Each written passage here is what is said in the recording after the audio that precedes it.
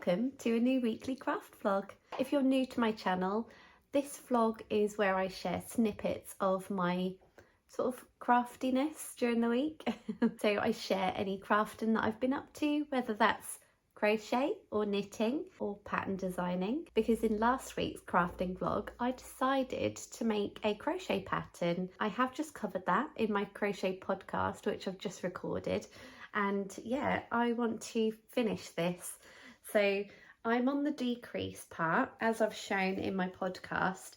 This is how it's working up. So it starts off quite thin at the end, and then it gradually increases until you get to the middle. So this bit here is the middle, where I've added the stitch marker here, and then from the middle it then just gradually decreases. So as I said, I'm on the decrease row and I'm absolutely loving this pattern. As I said on my crochet podcast, if you would like to be a tester for this pattern, do let me know. Contact me on either Instagram or my email, which I'll link down below. This is something that I will be doing a tutorial on at some point as well. I will get the pattern written down and then send out to you if you would like to test this pattern. For now, I will just continue with this and hopefully get it finished.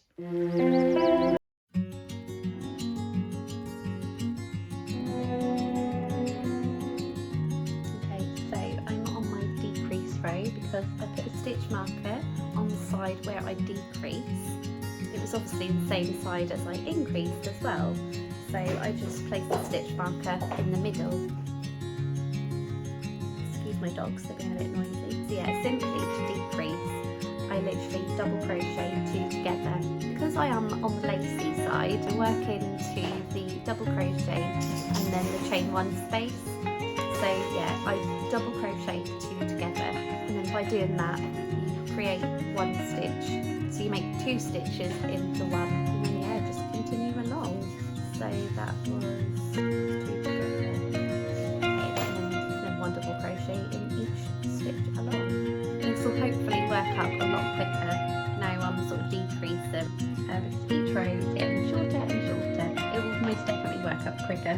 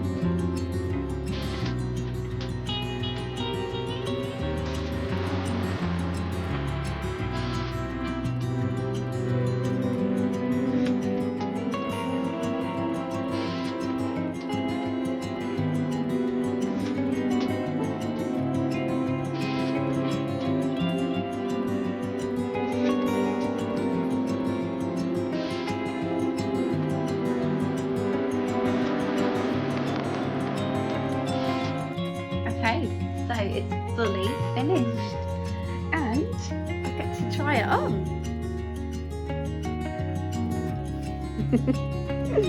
I probably wouldn't wear it like this, to be honest, but yeah, it's extremely long, really hard to show in the video, but yeah, I can wear it. Oh, this tail I need to cut because it keeps getting in the way, but yeah, yeah, I can wear it. It's like a little shawl. And when I say a little shawl, I mean a little shawl. Comes sort of like mid-back. But yeah, I mean, if you were wearing this in, I don't know, the summer maybe, yeah, maybe these bits would be a bit too long. Yeah, doesn't look too bad. I absolutely love these colours. Anyway, I would be wearing this as a scarf. I would have it like this, because this is the centre, and then wrap it around, maybe under the scarf. Ugh, this tail just keeps wrapping around.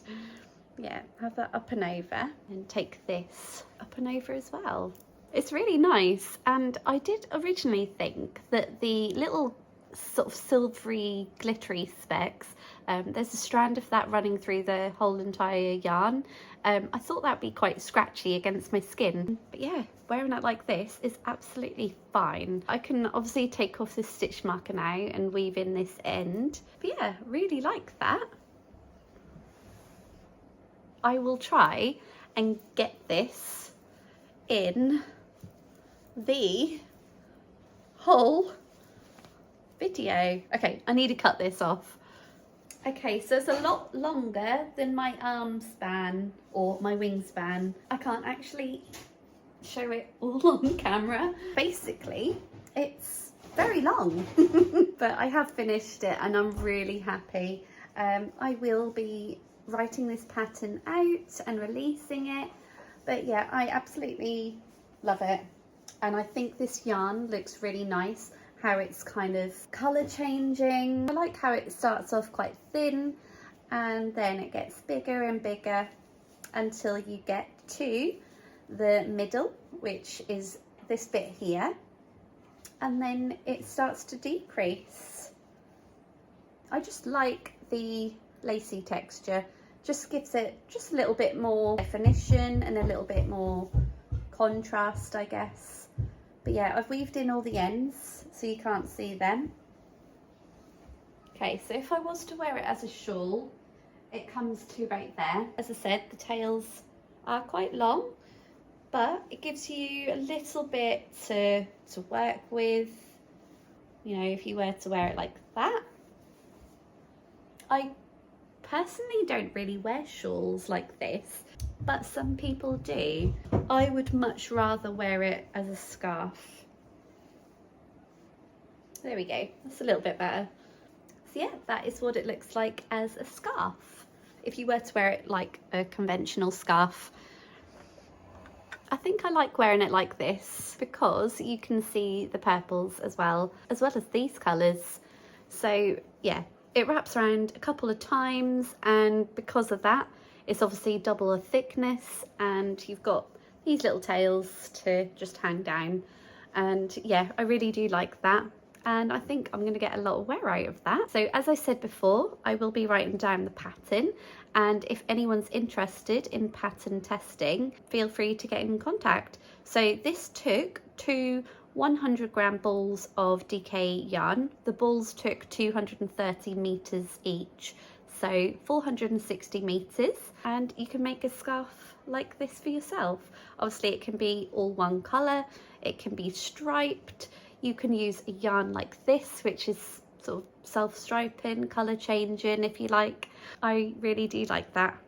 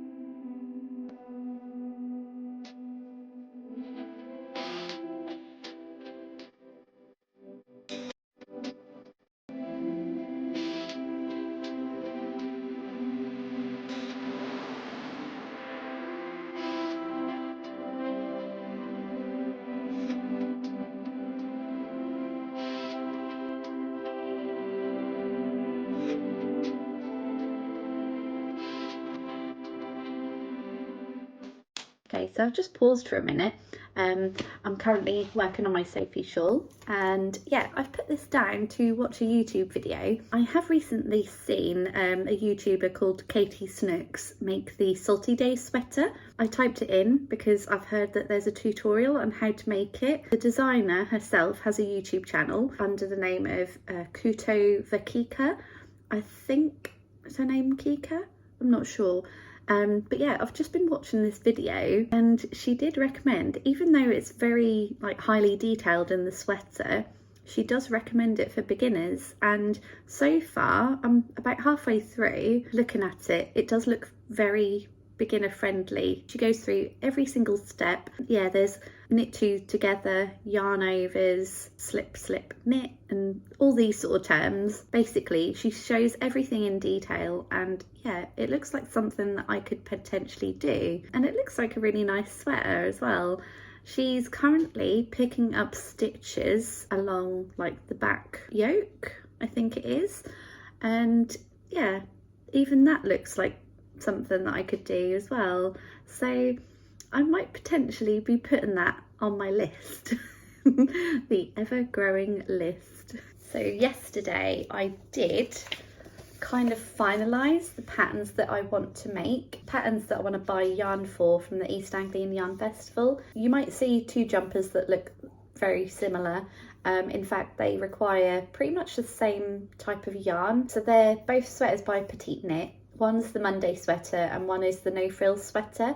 Very sort of basic jumpers, if I'm honest, but I think I might go for the Monday sweater. But then I've put on other garments on here. There's a couple of t-shirts. This one here is the Tolster tee by Rebecca Clow. She has a t-shirt version and a long sleeved version, so I've put both of those on here as options.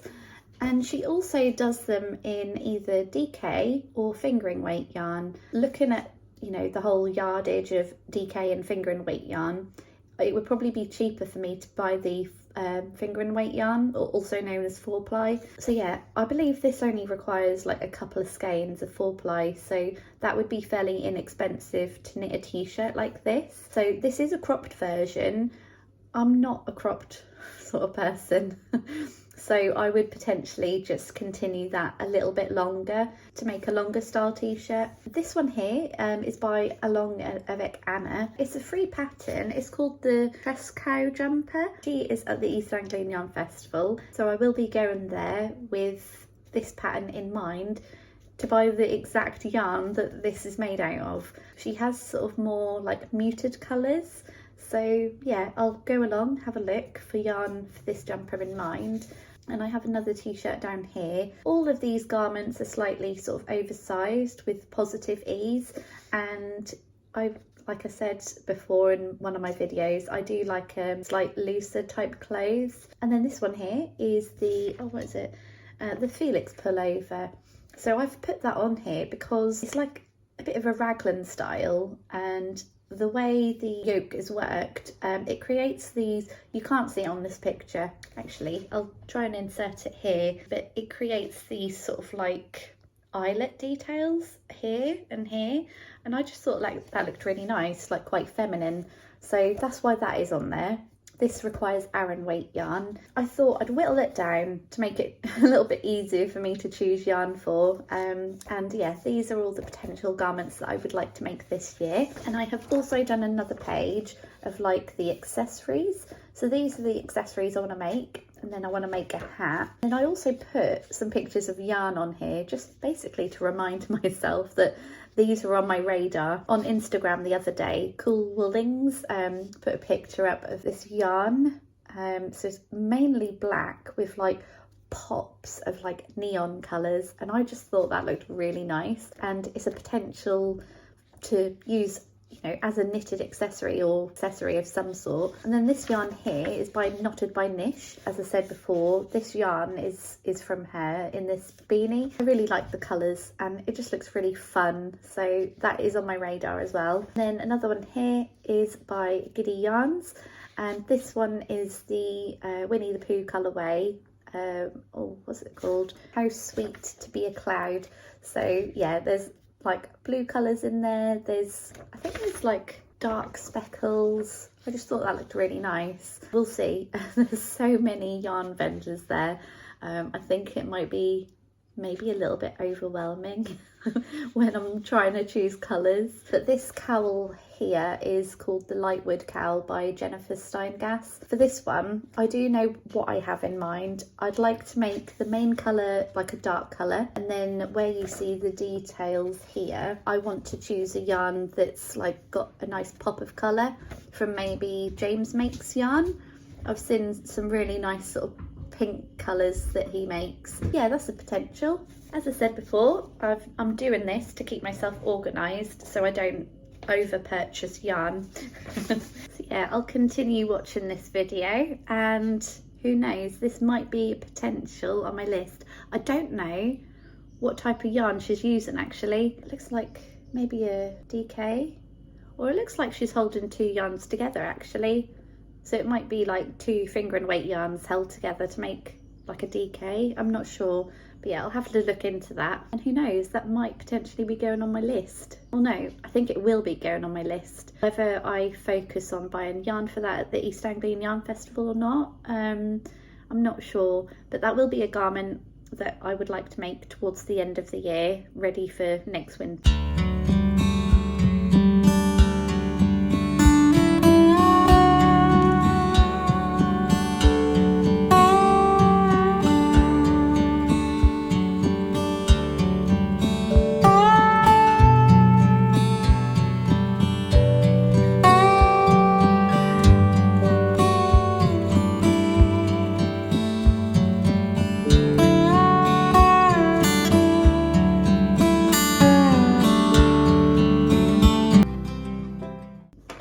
What I forgot to mention was I am now on the decrease for the Sophie shawl, and I am now on my decrease row. So I've learnt something else as well from this pattern.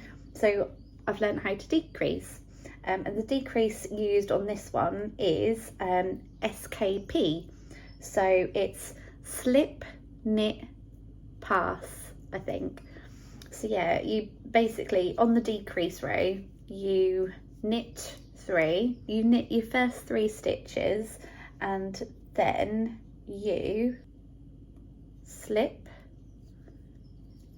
knit, and then you pull over the last stitch, or the previous stitch over this one, so you've kind of decreased. But yeah, something new I've learnt just by, you know, picking up a knitting pattern.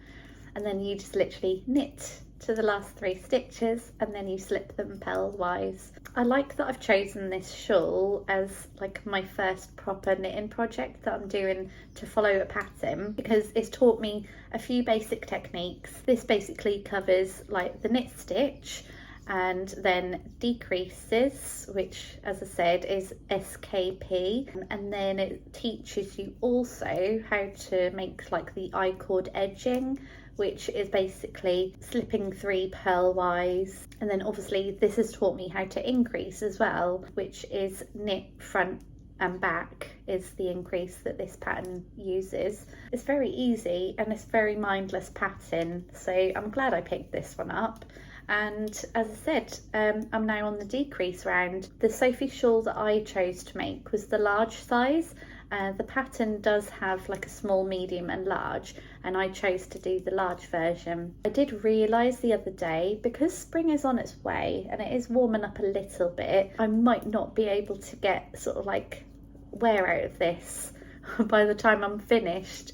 So this will be ready for next winter.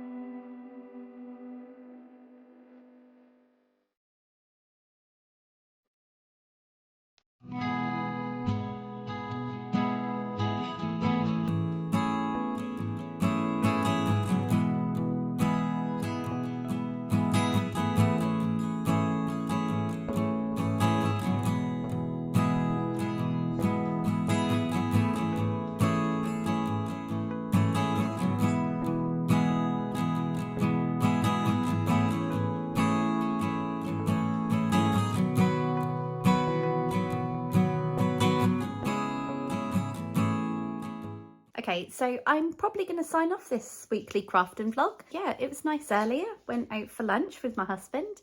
Had a cheeky glass of red wine. Yeah, I'm continuing to decrease on the Sophie shawl. It's the weekend tomorrow and I'll probably spend some time with my family rather than crafting, but well, I'll get a little bit of crafting done, I'm sure. Thanks for watching, and if you made it this far, do leave me a little smiley face emoji. It'd be interesting to know how many of you made it this far. And I will see you in my next video. Bye.